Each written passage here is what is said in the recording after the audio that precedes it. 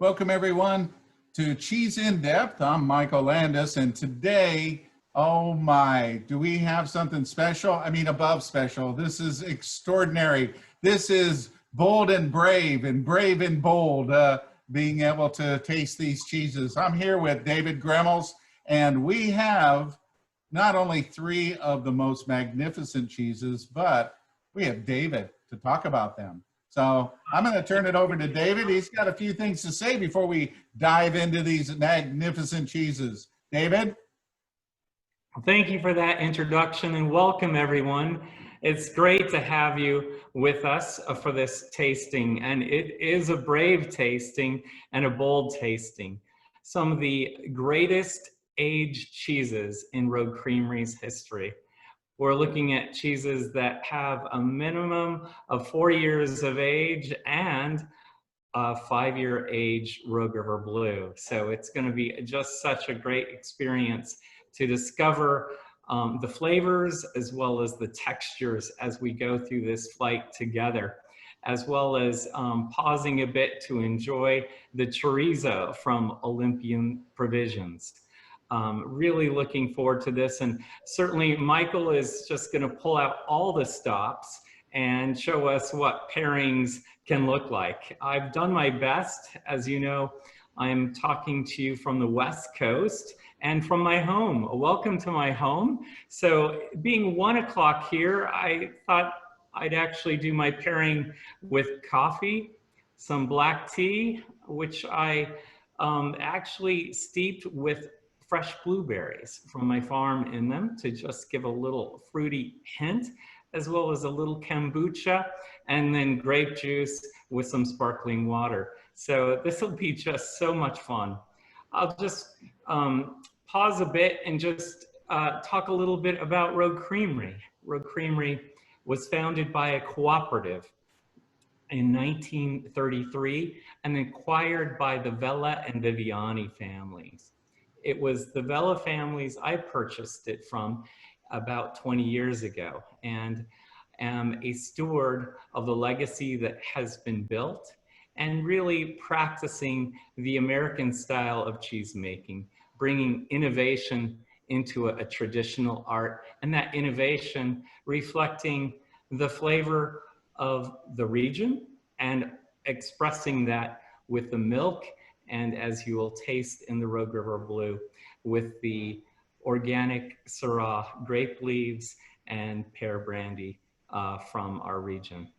I'm really looking forward to sharing this flight and also sharing a bit about the Rogue Valley and Rogue Creamery's commitment to being an organic company and a social and public benefit corporation, using cheese as a force of good.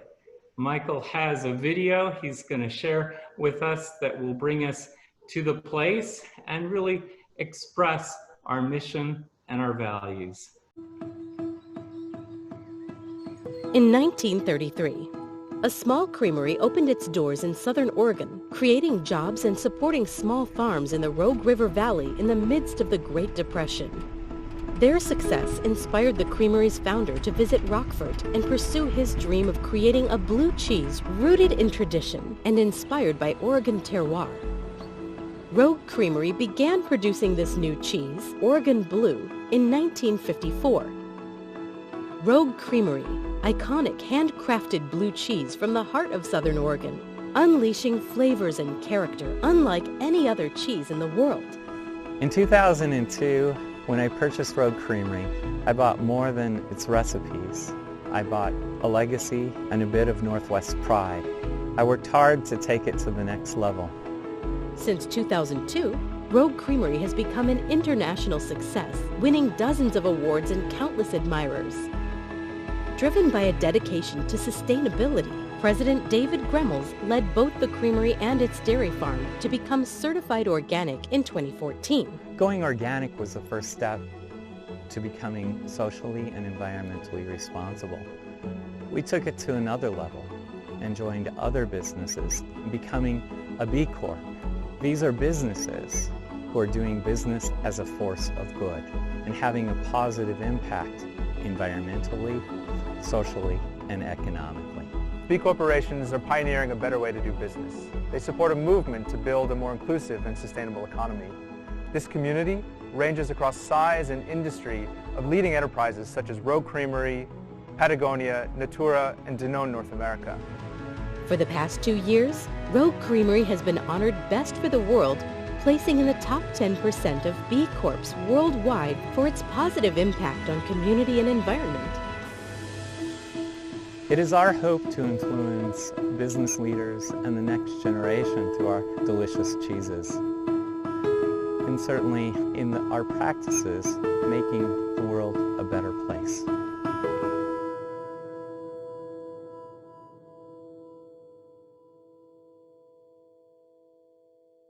We're honored each day with other corporations that share the same values and join us as a B corporation.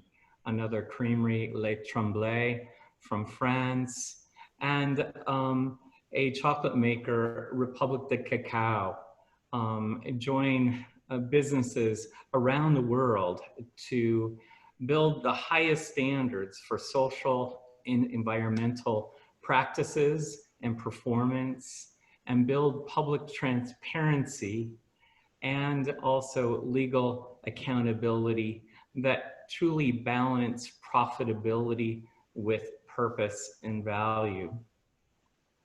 So B Corps are dedicated to harnessing the power of business and profits as a means to the greater end, to have a positive impact for employees, for community, and for environment. And we thank you for your support of purchasing this flight and helping us make a greater impact in the world, one wheel at a time. So with that, I think we should get started with a tasting. What do you think, Michael? I think we're there. I mean, I've been sitting here, and the aromas of these cheeses are just amazing. They're so rich that they create an environment to themselves. So absolutely, I'm ready to go. They do, don't they? Yeah, and certainly they filled my house. I've left my cheeses out for about a half hour just to bring up the aromatics and also to bring up the temperature a bit so I can taste the complexity of these cheeses. How about you, Michael? Same thing. I brought mine out about 3 o'clock here on the East Coast, and they, you know, with their age, they required a little bit of tender care. I felt honored to be able to have these cheeses, but also I feel the responsibility to care for them very carefully, opening the packages and drying the little bit of moisture off of them, soothing them out, and really just being able to care for them. They're just such beautiful cheeses. And, you know, we have to appreciate that these are living cheeses. Yes, they are. And you know, we celebrate that art of our cheesemakers who are also authors. They practice the art of aging and tending cheeses. So it's rare to see cheeses that are aged 4 to 5 years. You see more aged cheeses, I think, in the semi-hard and hard category, like cheddar, but certainly as we move to the semi-soft cheeses, which means we don't press those cheeses. We allow the whey to weigh off with gravity as we rotate those wheels in the aging caves. But this cheddar is a semi-hard cheese, and it is pressed, so the whey is pressed out of it. And the first thing I like to note is on the surface of it, you'll see the little bit of crystallization. So those are lactic calcium crystals. And we like to refer to them in the industry, don't we, Michael, as flavor crystals, right?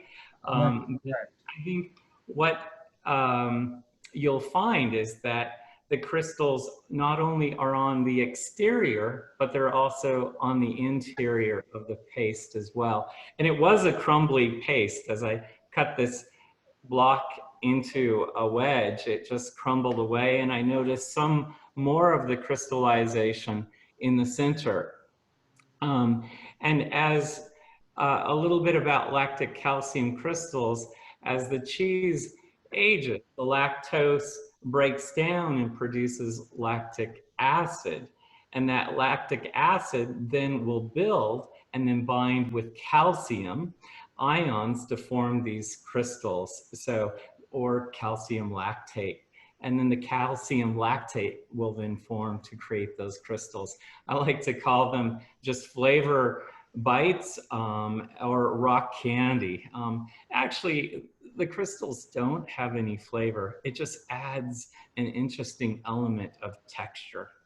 And then to just smell, as Michael said, the aromatics of these cheeses were just really brought up with sitting out on my cheese plate for about half hour and Michael's cheese plate for about an hour. And so what I'm getting is I'm just getting that really fresh milk note, those grassy notes coming through, and just fresh cream. Smell the cheese. It's just so deliciously fresh, and a little hint of butter as well. So, and let's take a bite, and you'll probably notice those lactic calcium crystals in front. A little bit of grittiness, but then it softly dissolves in the mouth. A lot of texture. I'm getting a little bit of curdiness, but just a lot of sweetness and a little bit of just balance and acidity that really actually calls for something just like a cracker, which I have a basic table cracker, which will add to that experience. And I think we could add a little bit of honey to heighten and move that fruit forward flavor. I'm getting a lot of fruit in this cheese as well. So it just really balanced. I'm just in awe that this cheese is aged nearly 4 years. It'll be 4 years in September. So, and it just such balance, such texture, which I find really interesting. And that freshness of milk.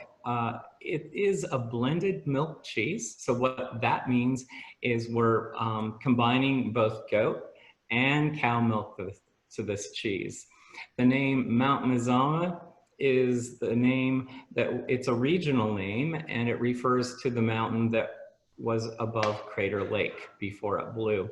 And it also is known for the wild goats that roam that area. So we've coined this cheese Mount Mazama to pay tribute to that mountain and that beautiful area of Oregon, which is just a stone's throw from here, about an hour and a quarter drive. So the ratio of goat milk to cow milk is 20% goat milk and 80% cow milk. I didn't want this cheese to be really overly expressive in goat milk. I just wanted a little hint of it. And you may get that hint of goat flavor, that goat milk flavor at the very end. And so that's that little bit of acid that you get in the profile that really extends the flavor of this cheese. So I think I'll try this one with a little bit of wild honey. And then I have another table cracker by 34 degrees. And we'll give that a try. There we go. A little local wildflower honey.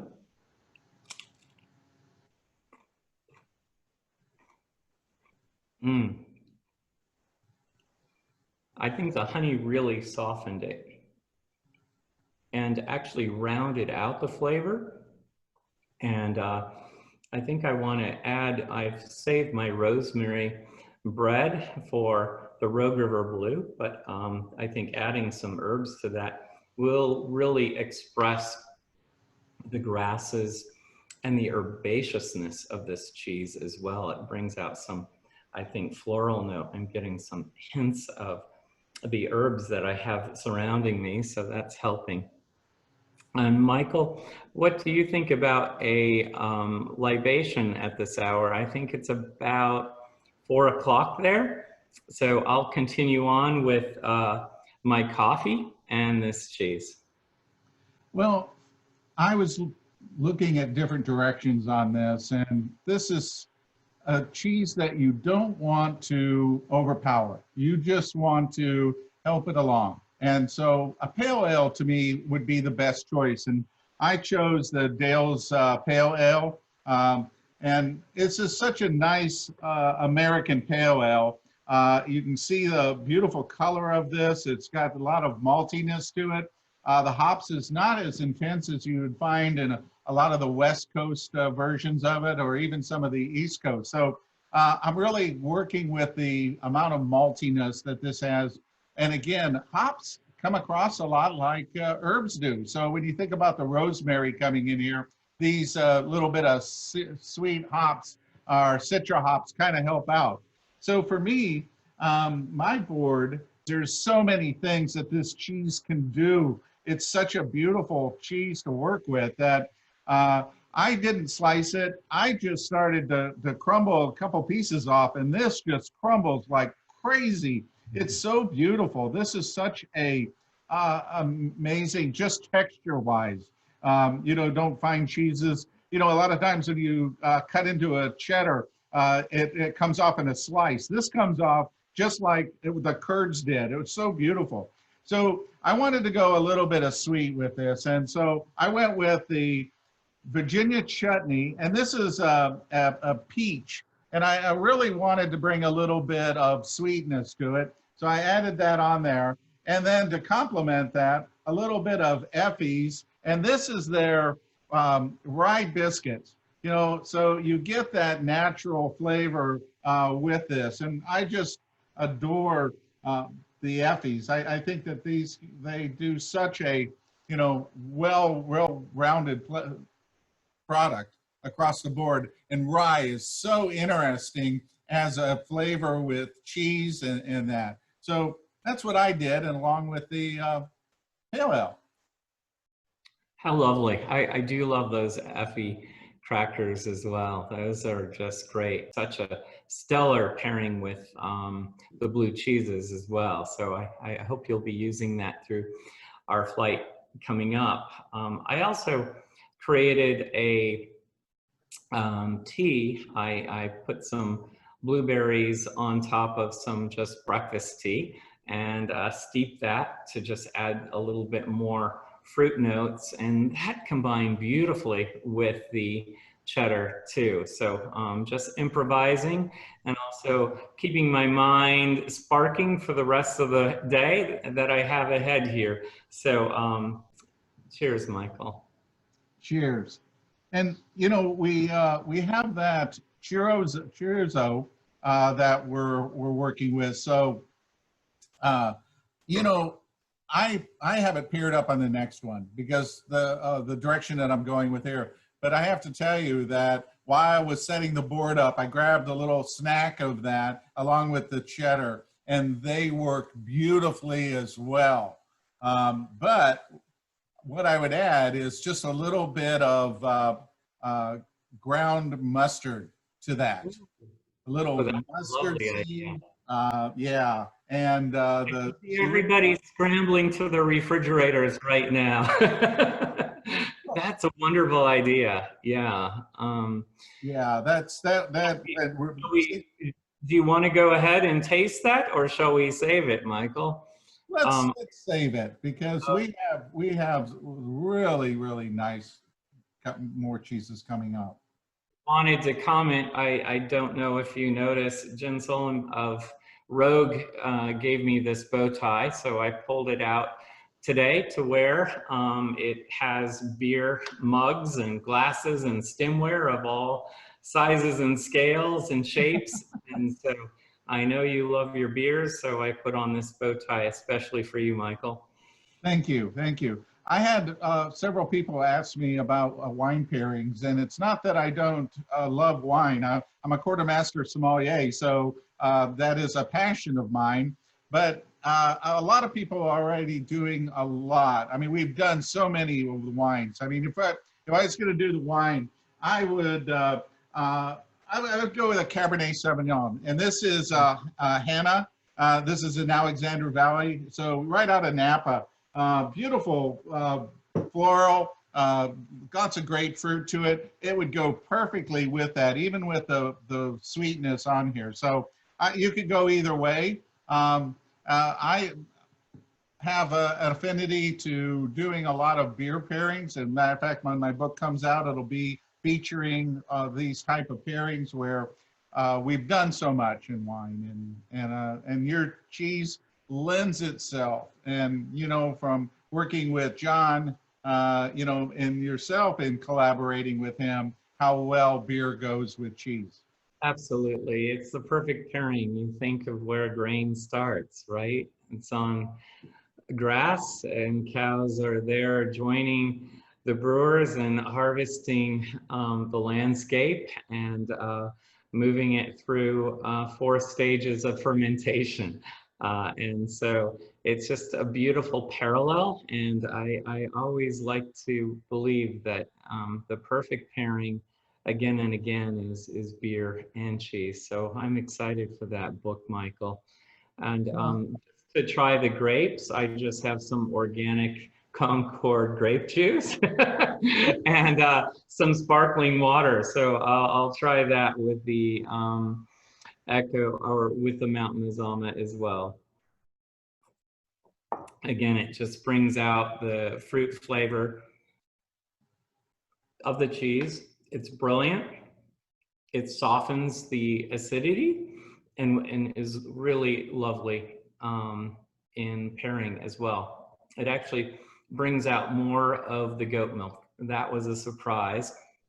And it also brings up a little bit of metallic, which I would get out of the goat milk too. So brings up that, I would say, minerality more than metallic, minerality.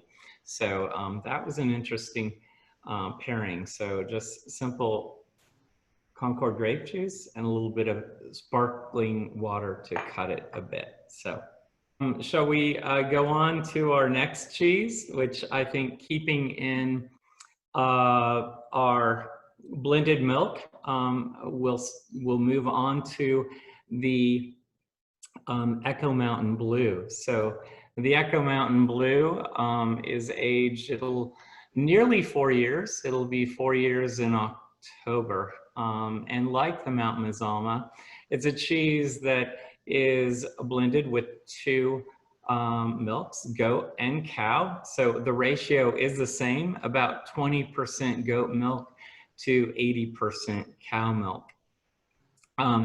The cheese is a blue, semi-soft cheese, and you'll also notice there's some crystals at the rind, as well as some bloom. The bloom is the Pinisale Roqueforti, so that's the same mold spores that you'll see in the caves in the interior of the paste. So it's really yummy and delicious.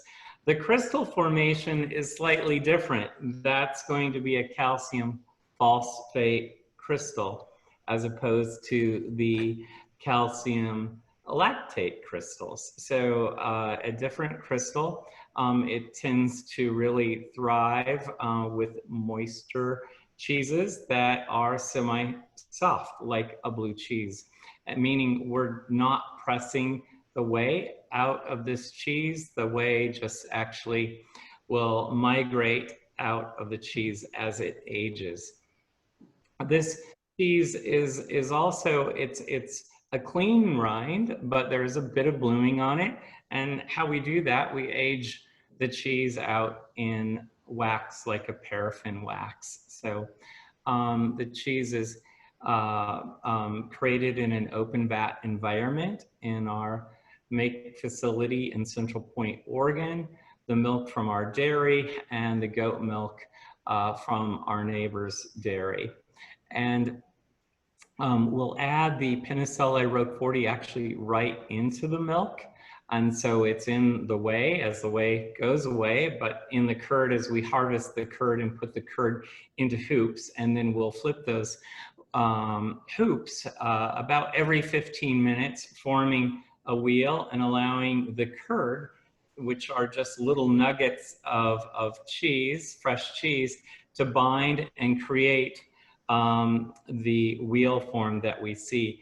And then the cultures create gases that will actually create pockets or caves within the wheel. And that's where the Penicilli Roqueforti will bloom. Also, it will bloom in the veining. And so we'll pierce the wheel with spikes that allow the exchange of oxygen and gas, and allows the Penicilli Roqueforti to bloom within the wheel. So really a spicy note. So as you take a sniff of this cheese, you'll get a real like peppery note in the nose. And you'll get a soft underlying note of brown butter too. And also I get more of a buttermilk note out of it too. Yeah, let's take a taste of that. I'm going to taste it in two positions. This is the center of the paste, so this would be the center of the wheel, and then the exterior. So we'll taste it first.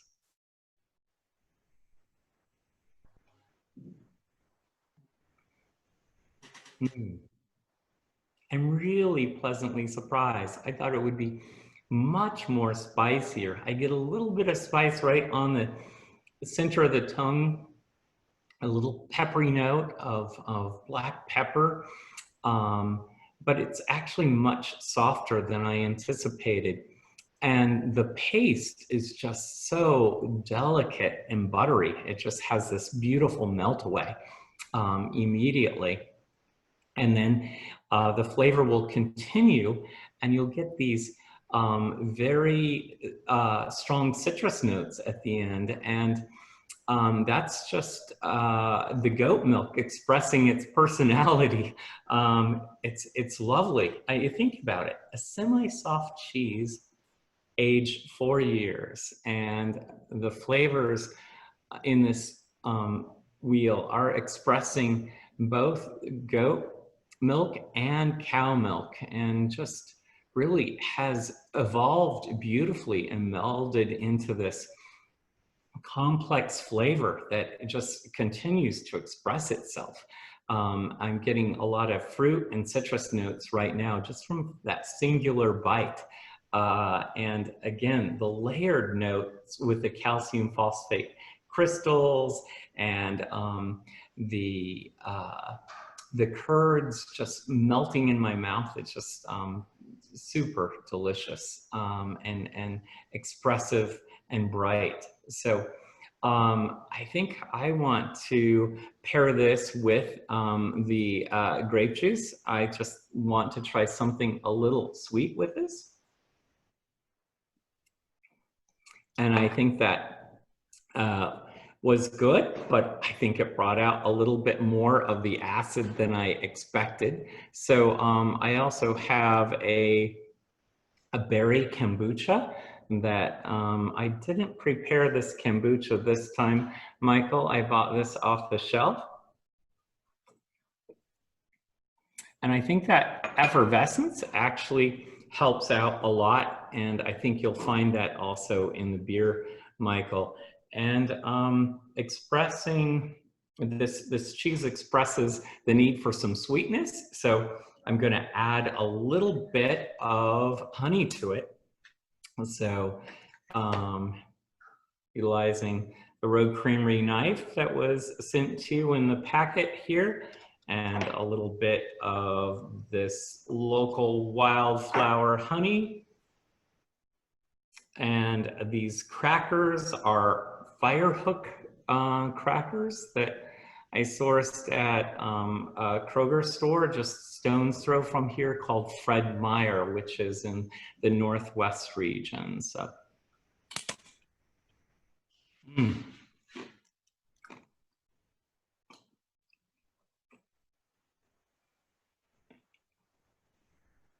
And it just transformed for me. It really softened the spicy citrus notes of this cheese and really brought that creamy cow milk sweetness out. And I'm getting more autumnal flavors of grass notes as well.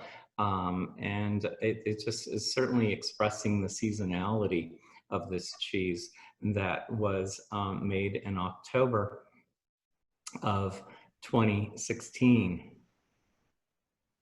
Yeah, Michael, what do you think? This is incredible. Now, Good. I reached over, you're talking and I'm tasting with you, and you eat this with a spoon. This, I shifted from cutting a piece off of it to using a spoon to be able to get it because it is so creamy. The milk on this is so amazing. It is just, anytime that somebody says that they don't like blue, they have not had a chance to taste one of your blues, because this is, you don't have to be a connoisseur on blue. You just have to love cheese, because there's nothing like this in comparison to creaminess. This is incredible.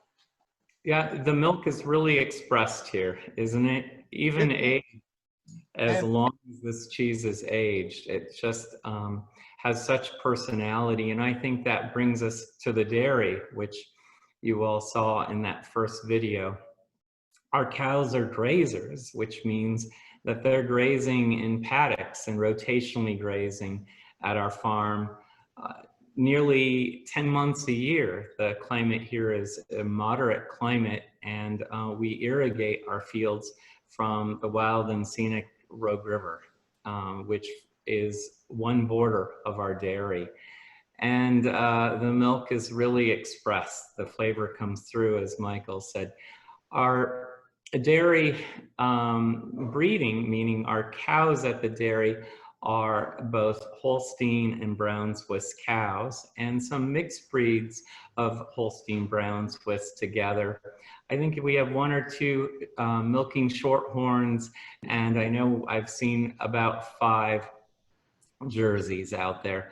Each of our cows are named, and we use a contemporary method for milking our cows. We use robots. We have 2 robots, one named Matilda and one named Charlie. So the cows milk on demand. That's when they feel the urge to get milk. They'll actually wander up from the pasture into our Eco Cow Palace, where it's our loafing barn for the cows. And it is a solar powered cow palace. And they'll queue up for either Charlie or Matilda to milk them. And the one thing that the robot provides, it provides comfort and consistency, and the cows just love either Matilda or Charlie. A cow will prefer one robot over the other. It's really an odd thing, isn't it? But it's proven that cows like consistency, and they really like to choose their milking time. So we offer that at Road Creamery. So a little expressive personality, and our cows is shared every time you walk onto the field. Each cow has its own name, and I honestly can remember 10% of our cows' names. We have nearly 160 cows, but Zach Rose, our herd manager and dairy manager, and Alyssa can remember every one of our cows' names. So often you'll see a Name the Cow contest on our Facebook, and we do give that new heifer or bull calf a name that is selected from the Facebook contest. So I welcome you to participate. We're always looking for creative names for the next generation of road creamery cows. It is fig season here in Oregon. I don't know about on the East Coast there in Florida, but I did try a bit of fig and the Echo Mountain Blue, and it was really outstanding. So, So I decided that I would go a little more, I think, tangier. What's interesting is you were talking, tasting this, and everybody that has the kit probably realized that this is crunchy. I mean, there's really very distinct crunchy crystals in here that makes it so mouthfeel interesting. I just love yeah, and really, it says calcium phosphate crystals. They just are so expressive here. And again, we like to refer to them as flavor crystals, but they really, there's no flavor associated with them, but it is the personality of the ages of that cheese that are expressed here. I want to taste the rind of this cheese as well. So I tasted the center and it got a lot more fruit and peppery notes and a lot more citrus. And I have a feeling I'm going to get a little bit more savory, earthy, and vegetal notes at the rind. So while you talk about the pairings, I'm going to taste the rind and share what I've discovered at the rind of this cheese. All right, so, you know, for this, I decided to go a little bit more tangy, utilize some of the richness that you have. There's so much butter in here that you could go any direction. I think that this is one of the most fantastic blue cheeses because of that. So, you know, we have already paired up the chorizo, which is just an amazing pairing for it. And I have to apologize because I've been, you can see that I've been digging through this and I've been just now, it's so creamy that you can literally just scoop in pieces of this with the salami and you get that. And for additional flavor characteristics, I use the Rustic Bakery. They do the olive oil and sea grits, which is fabulous. It just makes it, you just want to have a little bit of that crunchiness with this together. And then something that I discovered recently is with the Three Little Pigs. And this little guy is a caperberry. And I honestly had never even heard of a caperberry before, but this is fabulous. It has got a little bit of the caper, but it's milder. It's not, you know, in your face, you know, type of tangy that you get with a caper. So this has some sweetness, but it also has an amazing little tanginess to it. So the chorizo, the cracker, and the caperberry. Oh, crazy. Wow. To be there right next to you, tasting that would be brilliant. But one thing that you really, I think, captured my mind was the salami by our friends at Olympia Provisions. And this cheese brings out those savory notes. But if you go to the rind of this cheese, of the Echo Mountain Blue, it almost has a flavor of seared steak. And tasting the rind and then combining it with the chorizo, Rioja, it's just amazing. And so I sliced the salami with the casing. Oops, my pups will enjoy that piece later. And so I really enjoy the chewiness of the casing. Olympia Provisions uses both pork and beef casing, and also spiced with smoky paprika and garlic and pepper. It's just a brilliant combination of flavor. And combined with the rind of the Echo Mountain Blue, it just really brings out that savory note. Give that a try. I'm really excited about this pairing. This is one of my favorite pairings so far. So. I wanted to also answer Gail's question. Gail asked, how do we create consistently delicious cheeses when we bring milk in from our dairy on a daily basis? And that's a great question because one, we have seasonality, and two, cows will go in and out of rotation. So they'll go out of lactation, have a 52-day break, and come back after they have a calf. So, and so the milk is always changing that composition. So it's the cheesemaker who will understand that milk on its delivery to our creamery and decide the ratio of mold as well as cultures, and also the coagulant, the organic vegetarian coagulant that we use, that creates the consistency in front. But we're also working with our breeding and genetics on the field with our dairy herd to get consistency in butterfat as well as solids, the protein. So there's a lot of work to naturally really focus on a consistent input organically from the dairy to the vat. And then it's the affinage, it's the aging and tending to the wheels as those wheels age in our caves. So we'll pull wheels out of the aging caves occasionally and taste them. And we have a 27 level organoleptic.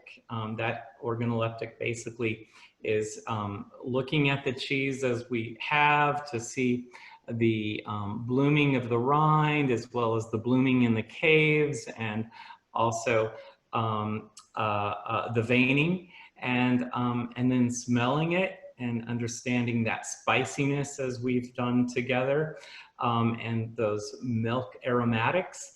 And then as you taste it, getting a good sense of the texture, whether the wheel is creamy enough, and whether the flavor is delivered. So the flavor of the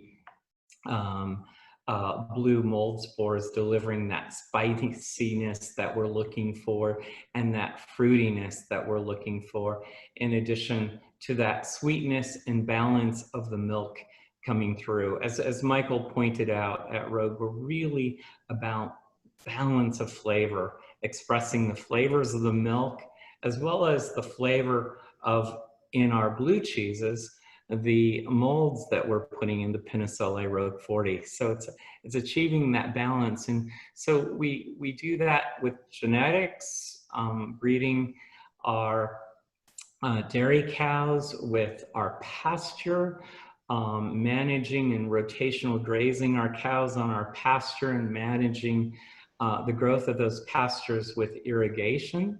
And then at the vat, the cheesemaker is charged with the input to that specific recipe. And then the final stage is the aging of the cheese and understanding where that cheese is perfect. And these cheeses were perfect at 4 months, at 8 months, at a year, but we purposely held them. And I didn't know for what reason, but yes, it's for this reason. The brave and the bold tasting. Again, this is a brave tasting, was a brave decision to store these cheeses and tend to these cheeses, and And there's some boldness in these flavors. So it's really lovely to share this with you all. Thinking about what I was going to pair with it, a Zinfandel, and of course that's an American original, and I would use the Federalist. I really love that. It's a Lodi, so out California.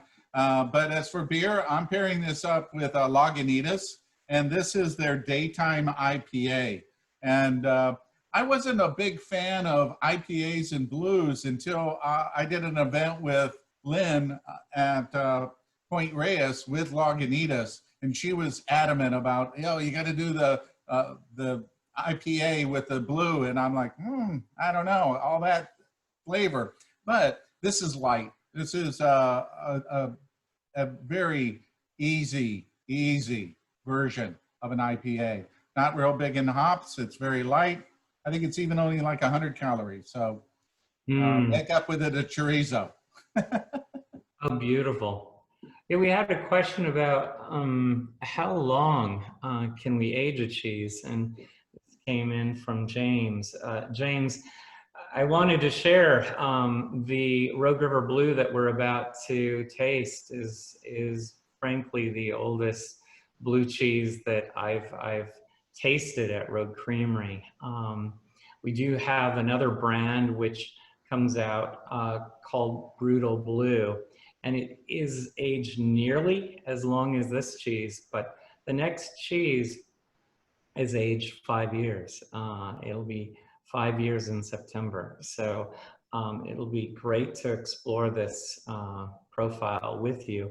And so I think that with the proper affinage, temperature, humidity, and tending to the cheese, we can continue to age these cheeses out to a point that is, I think, so far remarkable. There is a point of no return.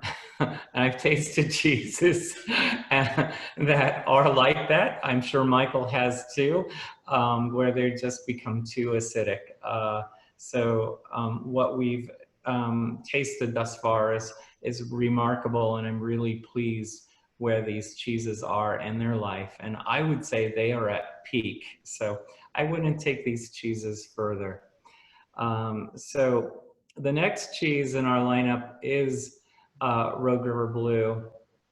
And Rogue River Blue is a cheese I created in 2002 to really express and encapsulate this beautiful region of Oregon I live, the Rogue River Valley.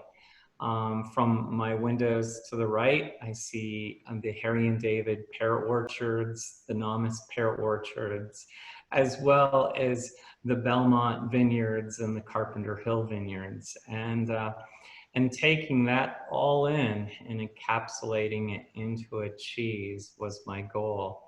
And so today we partner with Cowhorn Vineyard, which is a biodynamic organic vineyard, and we handpick the Syrah grape leaves, which are then wrapped around each wheel as the wheel ages and gets a natural rind that also expresses the flavor in the formation naturally of the Brevibacterium, the B. linens, the bacteria in the air and the environment of this region.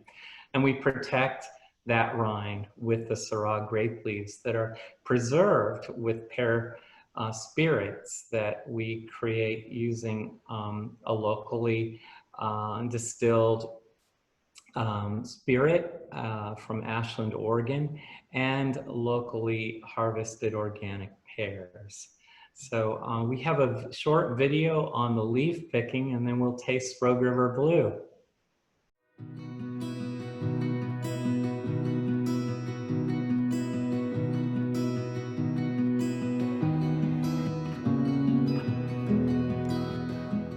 The grape leaves that we harvest here are so prized, and again, are the experience that one is greeted with when they receive a wedge or a wheel of Rogue River Blue.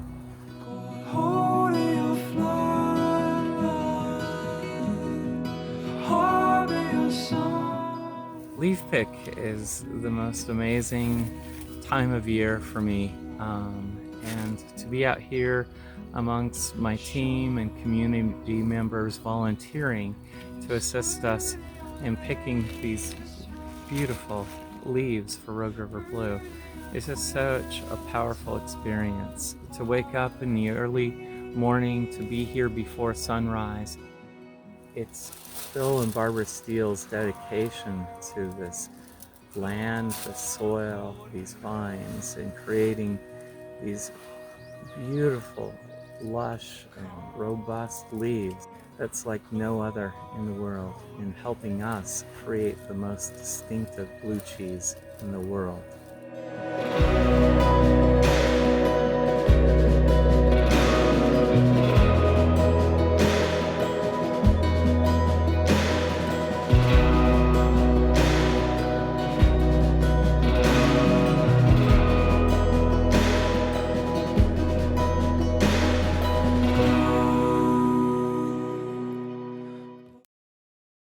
Thank you for rolling that, Michael. It just is one of my favorite seasons of the year, picking the Rogue River Blue with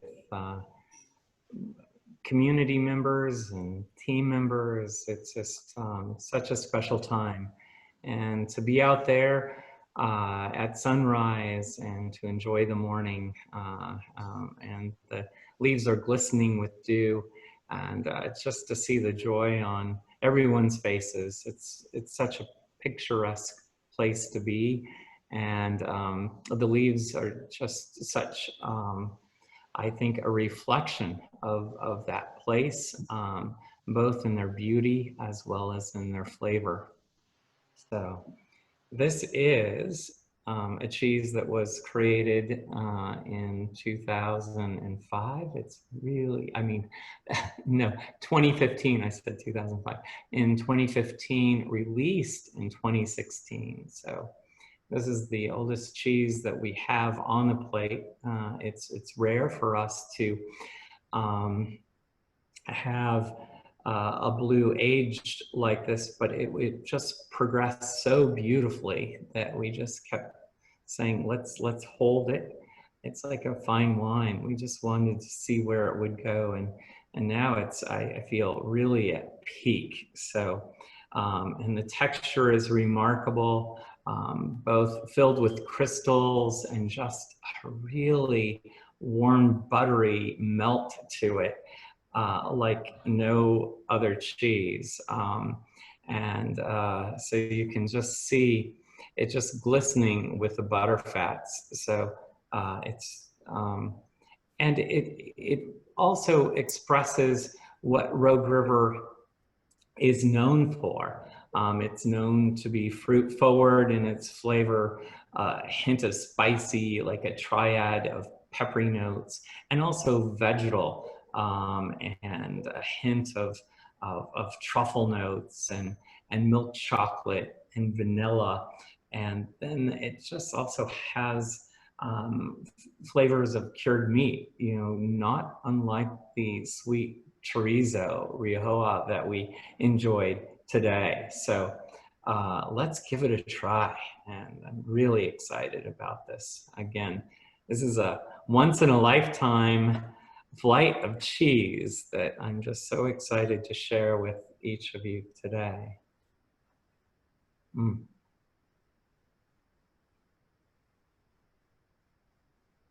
I'm tasting from the center of the cheese, so I like to say the center of the paste. And so a lot of fruit, you get a little bit of that. Well, I'm getting a lot more of that acid on the tongue. And so I would say this was ready to release, right? Any more, that acid would just pick up and dry the mouth like a highly tannic wine. So, and then just to combine that with maybe the chorizo or a bit of fruit, a fig, or even some chocolate. I ran over to Lilyville Chocolates, which is a little chocolate factory that's next to Rogue Creamery, and picked out a chocolate. And so I like to combine this cheese with some milk chocolate. It just adds a sweetness. And then I think Michael will probably pair this with a stout. That creaminess will soften that acidity as well. And let's also just taste it at the rind. And remember to eat the leaves on this cheese. As you saw, we handpicked these leaves, and they're so carefully washed and preserved in the pear spirits, and they're just really a delicious part of the experience of Rogue River Blue.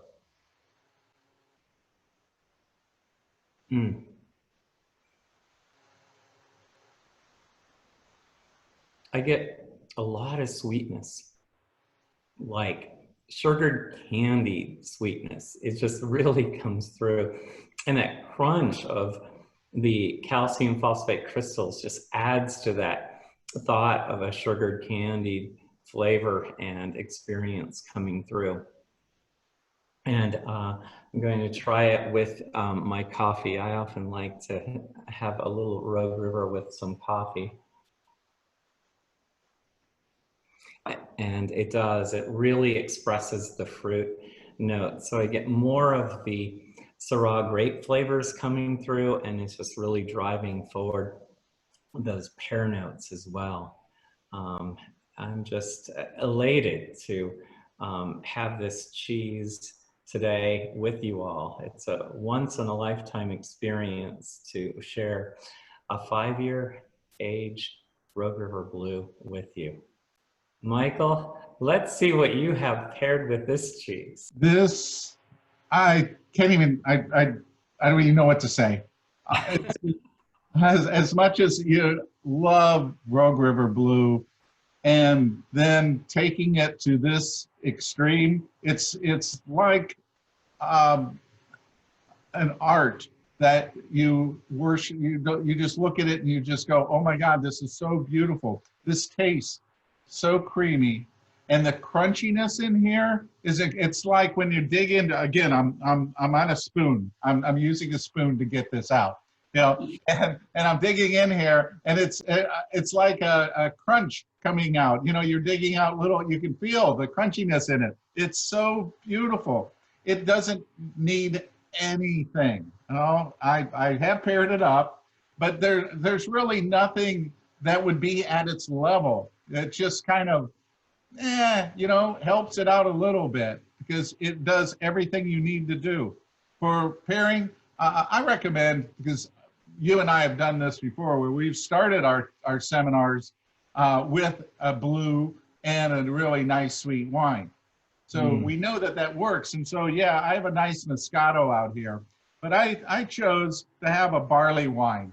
And my friends at 610 Brewery, they do an amazing version of it that when you taste this, you don't taste the alcohol in it. You just taste the sweetness of there, which with the Rogue River Blue, it just brings all of that richness out across the board. Everything just comes out there. So I have raw honey from Savannah Bee Honey. I have a honeycomb here, and I'm using the Effies, which is the oat cakes. And I literally, you can spread this on the biscuit. It's that creamy, and then get a little bit of the honeycomb on here, and it's just so decadent. I mean, beyond that, it's just beautiful, David. Beautiful. Beautiful. Thank you, Michael. Yeah, I love the pairing, and I think one of my favorite pairings with it was introduced to me by John and Stacy Mayer of Rogue, and it was an imperial chocolate stout, and I just still remember that moment. It was just like, wow. So for me, it's like picking a piece of dark chocolate with effervescence and adding it to the Rogue River Blue. And a little bit of rosemary baked bread would be just ideal with it, and then adding a little hint of sweetness, a little honey. And so I have our local honey by Ted. Ted's wild harvested honey on this. So, yeah, superb. Well, you've all been brave in signing up for this and going through this flight with me. And I hope you've enjoyed it as much as I, and I can't thank you enough for supporting American cheese at this time. It means so much to us, and I can't thank you enough for your support. And please look at Rogue Creamery's website for the release of the 2020 Rogue River Blue at www.roguecreamery.com. It will begin releasing at the end of this month and into September. So I hope you'll sign up and maybe save a bit of this 2016 release and compare it as a side-by-side with the 2020 release. Enjoy. Thank you. Thank you, David. As always, it's always a pleasure to be able to spend a little bit of time with you and chat and learn more about your cheeses. And of course, the good work that you're doing out there. You're an inspiration to all of us on what you can do positive for the community. Another thing that I wanted to say was that we are planning to have a little kickoff party, I believe. We are on the 22nd of September, which honors the autumnal equinox, and we'll be celebrating the 2020 season of Rogue River Blue, which starts on the autumnal equinox. I'm looking forward to it. So we'll have some great pairings, and we'll talk about the organoleptic profile that we are discovering in the Rogue River Blue. And there will also be a map that you can draw out on your flavor profiles and experience of the Rogue River Blue. So I hope you'll join Michael and I for that experience. It's going to be great fun. So an hour focused on the 2020 release of Rogue River Blue. I also plan to create some recipes, and I'll include those in the Rogue River Blue shipment so that you get those in advance and can join us in preparing whatever you like, a souffle. It's going to be fun. Well, I'm looking forward to it, and then we're able to focus just on Rogue River Blue and what's going on with that. And I have great anticipation of being able to spend that time with you. And we will create some recipes so we can help people use it above and beyond just a snacking cheese, because you have so many great cheeses that we haven't even begun to explore all of them yet, which I hope that we will soon. We will, yeah. So many, as you're right, from our American original Tuvel to Gorgonzola to Tolman, Bluehorn, Enraptured, the list goes on, and we're still creating more cheeses. So I'm excited to share those with you, and maybe we'll sprinkle a little Blue Heaven, as Jeff Shepard did from Louisville, in the milk chocolate called Stella Blue, named after his grandmother. Yeah, I love that. You know, you and I have done that with Marcona almonds and just mixing them in there with that. And that's just such a great little snack to really bring them up.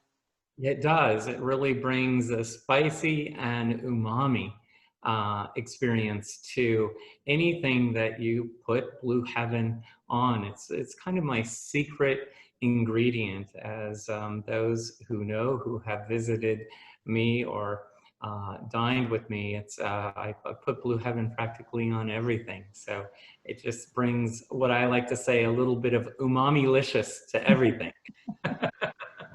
Absolutely. Well, David, thanks again for taking the time today. I love you so much, and I really appreciate you being able to take the time and be with us and share this information to everybody. And I know we had a record-breaking crowd here, and I hope that everybody enjoyed it, and they're sharing their newfound knowledge with their friends. Well, thank you to you, Michael, and thank you for sharing all those incredible pairings. And thank you to all of you, again, for your support of American artisan cheese. I can't thank you enough. All right, David. Bye. Be careful. Stay safe. We'll talk soon. All right. Bye-bye. Bye-bye.